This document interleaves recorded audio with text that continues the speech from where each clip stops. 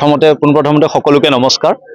আমাৰ ইয়াত উপস্থিত সকলো ৰাইজ, আমাৰ চক্ৰ বিষয়া কাৰ্যালয়ৰ সকলো কৰ্মচাৰীসকল আৰু ইয়াত উপস্থিত মিডিয়াৰ পৰা অহা আমাৰ বন্ধু বান্ধৱীসকল, ইয়াতে আমি দেখিব পাৰিছে আপোনালোকে আমাৰ পিছফালে আমি বেনাৰটো লগাই থৈছোঁ। ইয়াতে যিটো আমাৰ গুড গভৰ্নেন্স উইক ভাৰত চৰকাৰ তথা অসম চৰকাৰৰ অধীনত আমি 19 তাৰিখৰ পৰা 24 তাৰিখলৈ ডিচেম্বৰ মাহৰ 2024 চনৰ সুশাসন সপ্তাহ আমি পালন কৰিছোঁ। তাৰে ভিতৰত আজিৰ দিনটো আমি কাৰ্যসূচী হিচাপে লৈছোঁ, য'ত আমি কিছুমান বিষয় বিতংভাৱে আলোচনা কৰিছোঁ। খুবেই ভাল লাগিছে। আমি যি হিচাপে মানুহবোৰক আমন্ত্ৰণ কৰিছিলোঁ তেওঁলোকে সেই হিচাপতে আহিছে। তেওঁলোকৰ যিবোৰ অভিযোগ অজুহাত, যিবোৰ মানে ইছ্যুজ কোৱাৰিজবোৰ আছিলে, গোটেইখিনি তেওঁলোকে আমাৰ ওচৰত উপস্থাপন কৰিছে। আমি যিখিনি পাৰিছোঁ আমি ৰিজল্ভ কৰিবলৈ চেষ্টা কৰিছোঁ আৰু কিছুমান অনগয়িং প্ৰচেছতো আছে। এইখিনিতে আমাৰ ক'বলগীয়া কথা এইখিনিয়ে, খুব বিশেষ তেনেকুৱা নাই। আমি সুশাসন সপ্তাহ হিচাপে মই জনসাধাৰণক অনুৰোধ কৰিছিলোঁ যে সুশাসন কৰিবলৈ হ'লে অকল চৰকাৰৰ ফালৰ পৰা বা কাৰ্যালয়ৰ ফালৰ পৰা বিষয়ববীয়াসকলে যে কামবোৰ কৰি থাকিব তেনেকুৱা নহয়। জনসাধাৰণৰ সহযোগ নোহোৱাকৈ কোনো ধৰণৰ কামেই মানে ভালকৈ এক্সিকিউট নহয় বা হ'ব নোৱাৰে।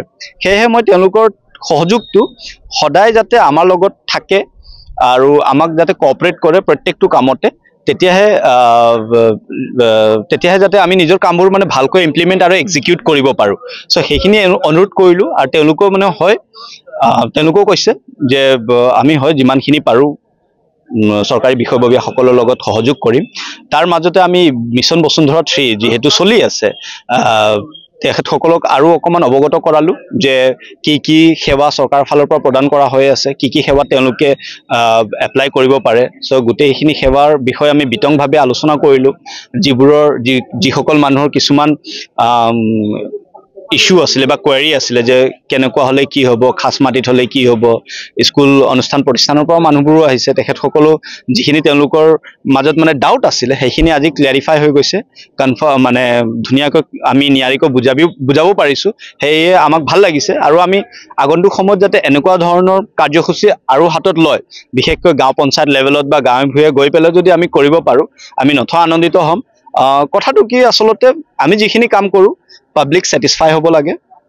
পাব্লিকৰ যাতে কোনো পলম নোহোৱাকৈ তেওঁলোকৰ কামখিনি যাতে আমি সোনকালে নিষ্পত্তি কৰিব পাৰোঁ, সেইখিনিয়ে আমাৰ মনোকামনা আৰু সেইকাৰণে আমি এনেকুৱা ধৰণৰ কাৰ্যসূচীবোৰ ধুনীয়াকৈ চলাই লৈ যাবলৈ চেষ্টা কৰোঁ। সেইখিনিয়ে, খুব বিশেষ নহয়। আপোনালোককো অনুৰোধ কৰিম আমাক যিমানখিনি পাৰে সহযোগ কৰিবলৈ। গাঁৱে ভূঞে ভিতৰীয় অঞ্চলত এই আজিৰ যিখিনি আমি কাৰ্যসূচী গ্ৰহণ কৰিলোঁ এই কথাখিনি যাতে স্প্ৰেড কৰিব পাৰে, যাতে মানুহখিনিয়ে যিবোৰ বস্তু অৱগত নহয় তেওঁলোকে আহি পেলাই আমাৰ লগত যোগাযোগ কৰে, যিবোৰ তেওঁলোকৰ জানিবলগীয়া বস্তুখিনি থাকে।